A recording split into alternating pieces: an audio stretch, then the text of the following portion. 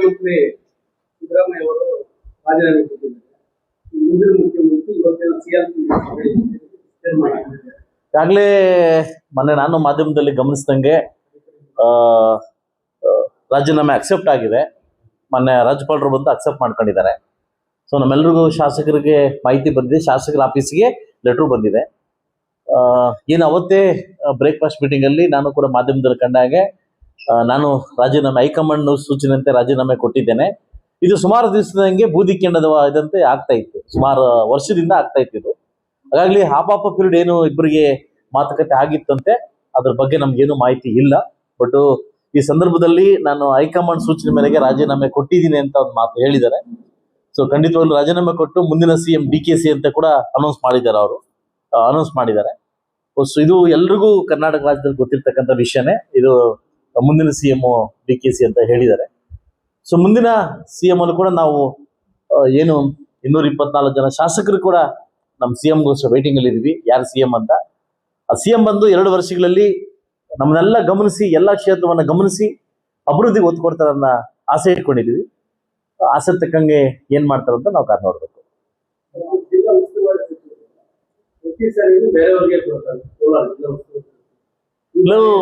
ನಾನು ಕೋಲಾರ ಜಿಲ್ಲೆಯ ಶಾಸಕನಾಗಿ ಮಾನ್ಯ ಏನು ಯಾರು ಮುಖ್ಯಮಂತ್ರಿ ಆಗ್ತಾರೆ ಅವ್ರಿಗೊಂದು ಮನವಿ ಮಾಡೋದಂತಾರೆ, ಈಗಾಗಲೇ ನಿಮಗೆ 4 ಸ್ಥಾನವನ್ನ ಕೊಟ್ಟು 6ರಲ್ಲಿ 4 ಸ್ಥಾನವನ್ನು ಕೊಟ್ಟು ಕಾಂಗ್ರೆಸ್ ಕೋಟೆ ಅಂತ ನೀವು ಭದ್ರಪಡಿಸ್ಕೊಂಡಿದ್ದೀರಿ. ಆದ್ರೆ ನಮ್ಮ ಜಿಲ್ಲೆ ಬಗ್ಗೆ ಒಡನಾಟ ಇರ್ತಕ್ಕಂಥ ಶಾಸಕರಿಗೆ ಒಬ್ಬ ಸಚಿವರು ಮಾಡಿ ನಮ್ಮ ಜಿಲ್ಲಾ ಉಸ್ತುವಾರಿ ಮಾಡಿದ್ರೆ ಬಹುಶಃ ನಮ್ಮ ಜಿಲ್ಲೆ ಅಭಿವೃದ್ಧಿ ಆಗುತ್ತೆ ಅನ್ನೋ ಒಂದು ಕನಸಿದೆ. ದಯವಿಟ್ಟು ನಮ್ಮ ಜಿಲ್ಲೆಯ ಶಾಸಕರಿಗೆ ಒಬ್ಬ ಏನು ಸಚಿವ ಸ್ಥಾನ ಕೊಟ್ಟು ನಮ್ಮ ಏನು ಉಸ್ತುವಾರಿ ಸಚಿವರು ನಮ್ಮ ಜಿಲ್ಲೆಯನ್ನೇ ಮಾಡ್ಬೇಕಂತ ಒಬ್ಬ ಶಾಸಕನಾಗಿ ತಮ್ಮಲ್ಲಿ ಕಳಕಳಿಯ ಮನವಿ ಮಾಡ್ಕೊಳ್ತೇನೆ. ಇಂಥವ್ರಂತ ಕೇಳ್ತಾ ಇಲ್ಲ. ಇವತ್ತು ಸಾಕಷ್ಟು ಜನ ಆಕಾಂಕ್ಷಿಗಳಿದ್ದಾರೆ, 4 ಜನ ಆಕಾಂಕ್ಷಿಗಳಿದ್ದಾರೆ. ಅದರಲ್ಲಿ ಪ್ರಬಲರಾಗಿ S.N. ನಾರಾಯಣಸ್ವಾಮಿ ಅವರು 3 ಬಾರಿ ಹ್ಯಾಟ್ರಿಕ್ ಆಗಿ ಗೆದ್ದವ್ರೆ. ಸೊ ಅದರಿಂದ ಯಾರಿಗಾದ್ರೂ ಕೊಡಿ, ನನಗೇನು ಅವ್ರು ಕೊಡಿ ಇವ್ರು ಕೊಡಿ ಅಂತ ಏನಿಲ್ಲ, ಯಾರಿಗಾದ್ರೂ ಕೊಡಿ. ಬಟ್ ನಮ್ಮ ಜಿಲ್ಲೆ ಶಾಸಕರು ಕೊಟ್ಟು ಉಸ್ತುವಾರಿ ಸಚಿವರು ಮಾಡ್ರೆ ಅವರ ಏನು ಆಳ ಮತ್ತು ಗೊತ್ತಿರ್ತಕ್ಕಂಥ ಏನು ಸಮಸ್ಯೆಗಳ ಬಗ್ಗೆ, ಜನವಂತ ಸಮಸ್ಯೆ ಬಗ್ಗೆ ಗೊತ್ತಿರ್ತಕ್ಕಂಥದ್ರ ಬಗ್ಗೆ ನಾವು ಅವ್ರಿಗೆ ಸ್ಪಂದಿಸ್ತೀವಿ. ಖಂಡಿತವಾಗ್ಲೂ ಅದನ್ನ ಮುಂದೆ ಏನಾಗ್ಬೇಕನ್ನೋದು ನಾವು ಮಾಡಿ ನೋಡ್ತೀವಿ. ಸೊ ಅದರಿಂದ ನಮ್ಮ ಜಿಲ್ಲೆ ಶಾಸಕರಿಗೆ ಒಬ್ಬ ಸಚಿವ ಮಾಡಿದ್ರೆ ತುಂಬ ಒಳ್ಳೇದು ಅಂತ ಅನಿಸ್ತೀವಿ.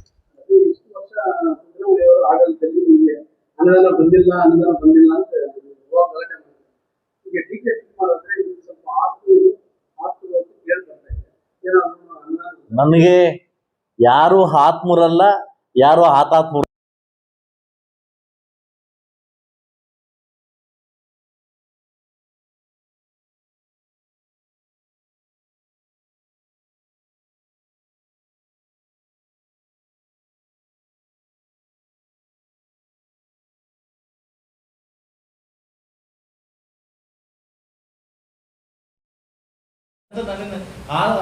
ಆತ್ಮ ಪರಮಾತ್ಮ ಅಂತ ಇಲ್ಲೇ ಇಲ್ಲ, ಆತ್ಮ ಪರಮಾತ್ಮ ಅಂತಿಲ್ಲ.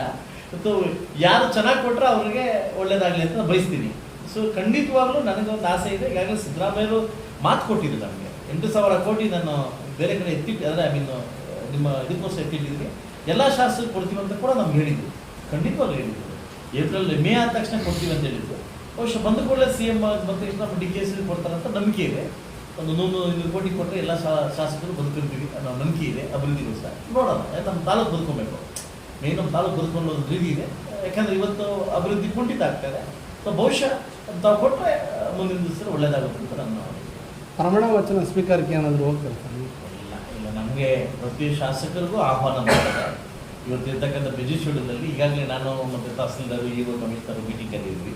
ಈಗ ನೆಕ್ಸ್ಟ್ ಮಂತ್ ಫಸ್ಟ್ ವೀಕಲ್ಲಿ 4 ಪಂಚಾಯತ್ ದೂರ ಹಾಕೊಂಡಿದ್ದೀವಿ.